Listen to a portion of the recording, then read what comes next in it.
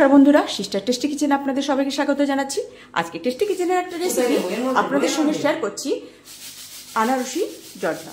তো প্রথমে আমি আনারসটাকে মানে ছাড়িয়ে সেটাকে পিউরি করে এই যে কিসে দেবো একদম ফাইন পেস্ট করে তারপরে এটাকে ছাঁকনিতে ছেঁকে নিয়েছি। সেটা এবারে ওভেন অন করে আমি বসিয়ে দিয়েছি। এইবারে দিয়ে দেবো এতে চিনি। মাইদি একটুখানি চিনি দিয়ে দাও তো। এতটা দিয়ে দাও।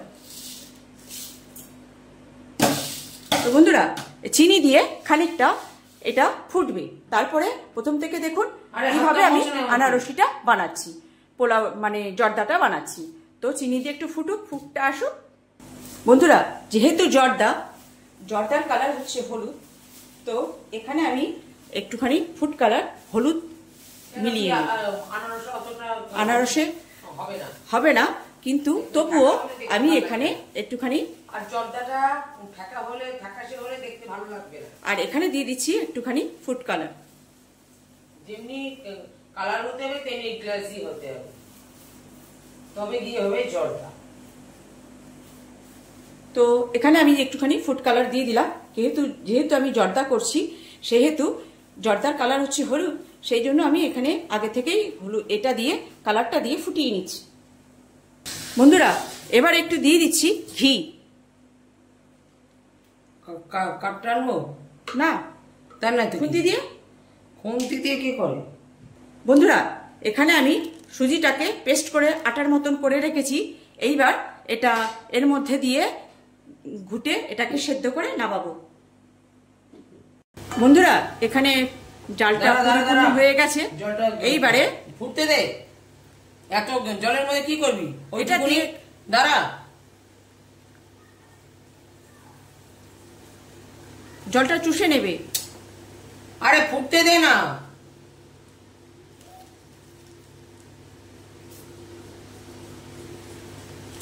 তাহলে নিজের একলার ক্ষমতা রাখতে হয়। বন্ধুরা, এইভাবে এটাকে ভালো করে সেদ্ধ করে নেবে। এইভাবে ঘুটাতে একটা ডোয়ের মতন পরিণত হয়ে যাবে। তারপরে এটাকে নামিয়ে নেব।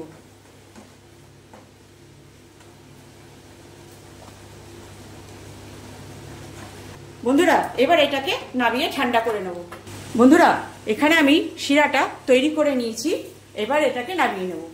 বন্ধুরা, এখানে ড্রাই ফ্রুটটা একটুখানি ঘিয়ে একটুখানি ভেজে নিচ্ছে।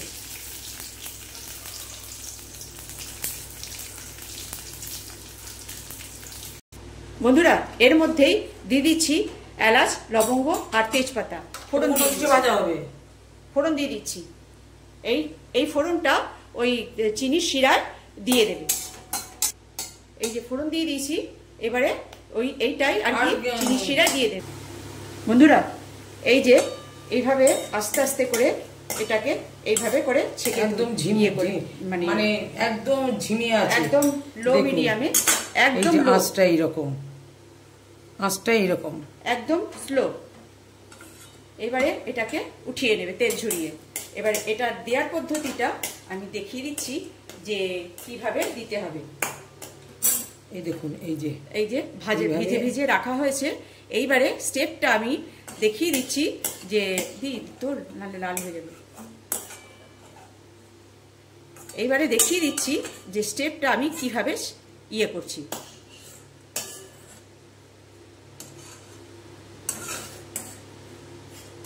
মানে এই যে আদা সবারই আছে, আর পেছনে পড়বে ঠিক এভাবে।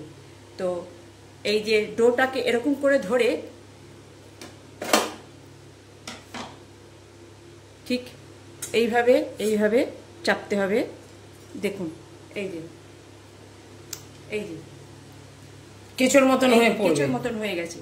এইবারে আমি দেখিয়ে দিচ্ছি।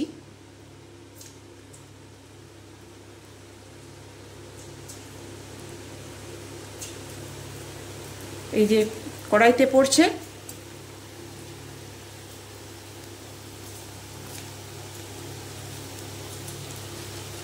এই যে একটু নাড়িয়ে দিতে হবে যাতে এটা ভালো মতন পড়ে।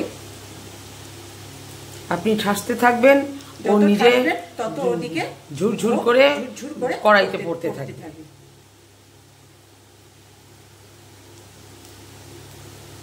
ব্যাস এইবারে এতক্ষণ আছে যা হলো হয়ে গেল। এইবারে এটাকে এবার হালকা করে গরমে শক্ত হয়ে যাবে, ওটাকে তুলিয়ে নেবে, তেল ঝরিয়ে তুলে নেবে।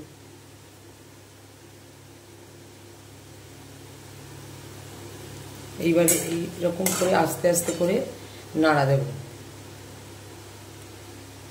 এই যে এরকম করে আস্তে আস্তে করে এরকম তেল দিয়ে ওর গায়ে গরম তেল দিয়ে একটু মানে ওকে হুড়োহুড়ি করলে হবে না, একদম হালকা হাতে আস্তে আস্তে করে ওকে গরম তেলটা ওর উপরে দিয়ে দিতে হবে। পাওয়ার দিলে তো পুরো লাল হয়ে যাবে, গ্যাংড়া হয়ে যাবে, তা দিলে তো হবে না। সেইবারে এটা তেল তুলে নিন। যেই দেখলেন যে হ্যাঁ এটা শক্ত হয়ে গেছে, তখনই এটাকে তেল ঝরিয়ে তুলে নিন।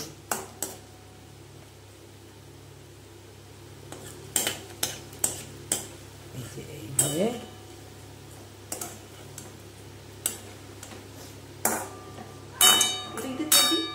দিচ্ছি, এইভাবে করে তেল ঝরিয়ে, এই যে মানে হলুদই থাকবে, কালার একটু চেঞ্জ হবে না, ঠিক আছে, কিন্তু ভাজা হয়ে গেছে। এই যে এবারে এতটুকু বাকি আছে। এবারে এটাকে সেম প্রসেসে এটাকে ভেজে আরেকবার দিয়ে দেখাবো না বন্ধুদের, একদম পরিষ্কার হয়ে যাবে। এই যে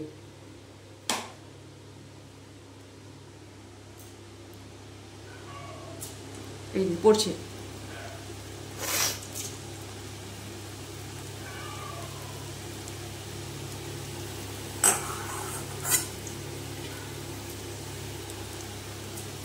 সুন্দর করে এইরকম আপনি বেসনের ঝুরি ভাজা করেও খেতে পারবেন। বেসন মাখিয়ে শক্ত করে ডেলা করে এরকম করে আপনি এখানে এই প্রসেসেই মানে কাটি ভাজাও খেতে পারবেন বেসনে, যেটা দোকান থেকে কিনে আনতেন পোড়া তেলেরটা, সেটা আপনি বাড়িতে টাটকা তেলে অল্প করে নেবেন। এর ভিতরে আর দেওয়া যাবে না, তো এইটুকু এবার সেম প্রসেসে ভেজে তুলবে। একটু শক্ত হয়ে নিতে, এরকম লেগেই থাকবে খানিকটা, কেন কি ও আবার প্রেশার পাবে, তারপরে ওটা পড়বে। বন্ধুরা, এই যখন বাটিতে থেকে হাওয়া লেগে ঝুড়ো হয়ে যাবে, ওই এমনি ছাড়িয়ে যাবে, তারপরে মিষ্টি রস পেলে তো ফুলে ফুলে ঝরঝরে হয়ে যাবে। এবার এটাকে তেল ঝরিয়ে তুলে নেবে। দাঁড়া না,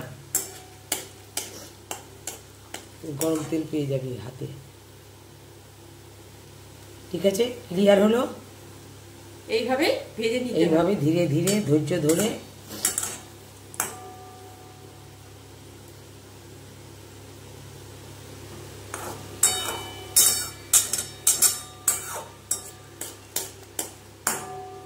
আর এখানে আমার কড়াইতে অল্প তেল, সেই জন্য আমি এখানে অল্প অল্প করে ভেজে নিচ্ছি, কেন কি এখানে আমার বেশি তেল নেই, সেই জন্যে। আর যাদের ভাজতে বন্ধুরা কম হয়ে গেছে, ঠিক আছে, এখন আর অল্প একটু, ওই জন্য নতুন করে তেল দিলাম না, ধীরে ধীরে ম্যানেজ করে অল্প অল্প করে সুন্দর করে ভেজে নেব, ঠিক আছে।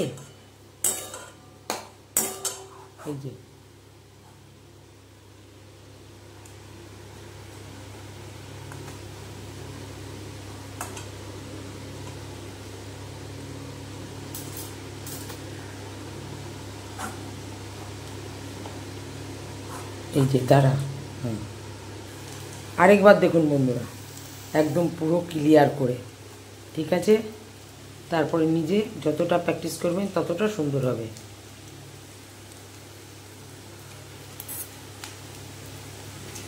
কোনো কঠিন ব্যাপার না, প্রথমে মনে হবে যে কি করে হবে, এরকম ডালা ডালা পাকিয়ে যাচ্ছে না, গরম হলে যেই ও শক্ত হয়ে যাচ্ছে, ও আপনি ছেড়ে দেবে।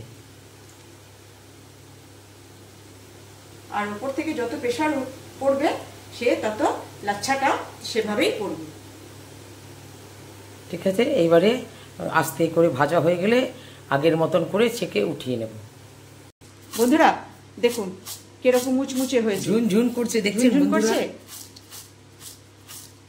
এতটাই মুচমুচে, একদম মুচমুচে crispy একদম হয়েছে। খাস্তা হয়েছে। এইবারে মনে হচ্ছে কি না যে এবার এক রস পড়লে একদম একটা রাইস মনে হচ্ছে কি না, মানে এটাকে যখন এই যে যখন ইয়ে হবে, রস এই যে পেয়ে যাবে। রস পেয়ে যাবে, তার সেটা যখন ফুলবে বা কত কি ইয়ে হবে সেটা কত ভালো লাগবে। তো এরপরে এই যে রসটা আমি মানে চিনির শিরাটা যে আমি করে রেখেছি এইবার এর সঙ্গে মিলিয়ে দেব। বন্ধুরা এই যে জর্দা, আনারসি জর্দা, এইবারে আমি এই যে ভেজে রাখা ড্রাই ফ্রুটগুলো এর ওপর দিয়ে দেবো। এটা আর মেলাবো না, যখন সার্ভ হবে তখন সেটাকে মিলিয়ে এক এক কোণা দিয়ে তুলে দিলেই সবার পাতেই পড়ে যাবে। এইবারে এই যে ওই যে ফোড়ন দিয়ে দিয়েছিলাম ঘি দিয়ে, যাতে মানে জর্দা মানেই ঘি দিয়ে করলে সব থেকে সুস্বাদু লাগে, সেই জন্য আমি এখানে ঘি দিয়েই মানে চিনির শিরাটাতে ফোড়ন দিয়ে রেখেছিলাম, সেইটাই এখানে মিলিয়ে দিলাম। এই যে বন্ধুরা আমার এটা আনারসি জর্দা কেমন লাগছে বন্ধুরা? একটা সামান্য রেসিপি, একদম ভিন্ন স্বাদে একটা, কেমন লাগছে একটু কমেন্টসে জানিয়ে দেবেন। কে কোথা থেকে দেখছেন তাও বলবেন যে কে কোথা থেকে দেখছেন আমার এই রেসিপি, তাহলে আমিও মানে তাদেরকে ধন্যবাদ জানাতে পারবো যে আমার রেসিপি তারা দেখছে নিয়মিত, তারা আমার সঙ্গে একই সঙ্গে জুড়ে রয়েছে। তো বন্ধুরা এই ছিল আজকে আমার আনারসি জর্দা। কেমন লাগছে একটু কমেন্টসে জানিয়ে দেবেন, আর ভালো লাগলে লাইক শেয়ার করে দেবেন, আর সব থেকে সাবস্ক্রাইব করে নেবেন, আর আমার ফেসবুক থেকে দেখলে পেজটা ফলো রাখবেন। তো বন্ধুরা এই ছিল আজকে আমার আনারসি জর্দা। আমার এই সামান্য রেসিপি আপনারা বানিয়ে খাবেন আর এনজয় করবেন। রাখছি বন্ধুরা, বাই।